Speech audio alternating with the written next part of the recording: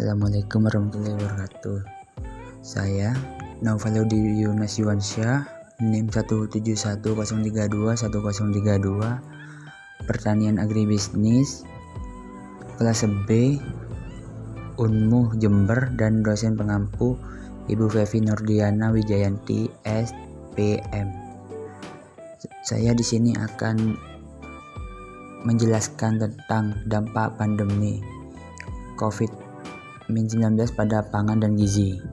Penyebaran virus corona yang bermula di Wuhan, Cina pada Desember 2019 telah menyebarkan ke berbagai negara hingga menjadi pandemi global. Ketiadaan vaksin dan antivirus saat ini menyebabkan satu-satunya cara untuk membatasi penyebaran penyakit adalah sebagai berikut.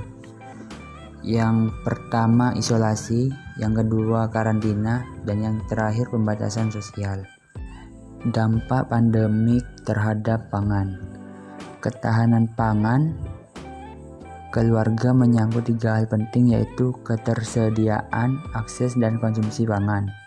Aspek ketersediaan pangan tergantung pada sumber daya alam, fisik, dan manusia.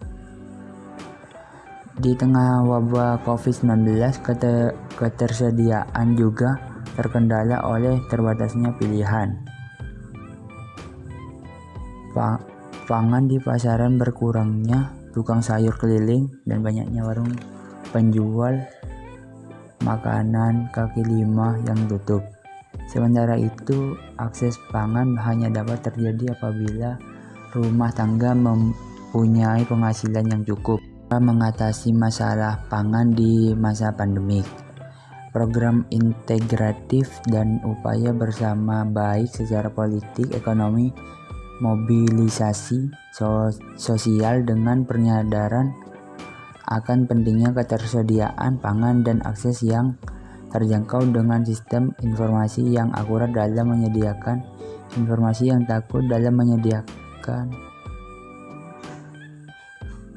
yang terjangkut dengan sistem informasi yang akurat dalam menyediakan informasi yang akurat dalam menyediakan informasi yang akurat dalam menyediakan informasi pangan yang tepat dan tepat waktu tentunya akan membantu mengatasi masalah pangan. Pengaruh pandemik terhadap perekonomian. Ketidakpastian ekonomi yang dialami oleh para pekerja. Informasi saling tergantung dengan sektor formal.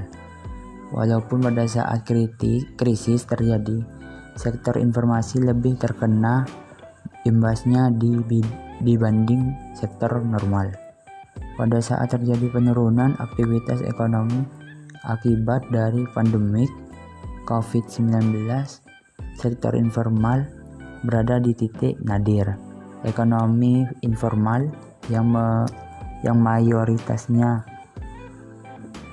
bekerja di sektor jasa dan pedagang menjadi lumpuh saat pandemik. Hal itu dipengaruhi dengan bertambahnya pekerja rentan karena banyaknya gelombang informasi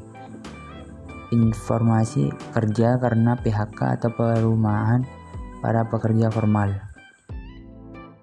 Kebijakan dalam mengatasi krisis ekonomi di masa pandemik. Pada situasi krisis, maka proses kebijakan tidak memungkinkan untuk dilakukan seperti halnya dalam situasi normal. Diperlukan proses kebijakan yang cepat agar kelompok sasaran dapat dengan segera terlindungi sebelum kondisi hidup mereka semakin memburuk. Apalagi ketika pemerintah sejak awal tidak mempersiapkan mekanisme kebijakan sosial dan tidak memiliki banyak sumber daya untuk menghadapi situasi krisis.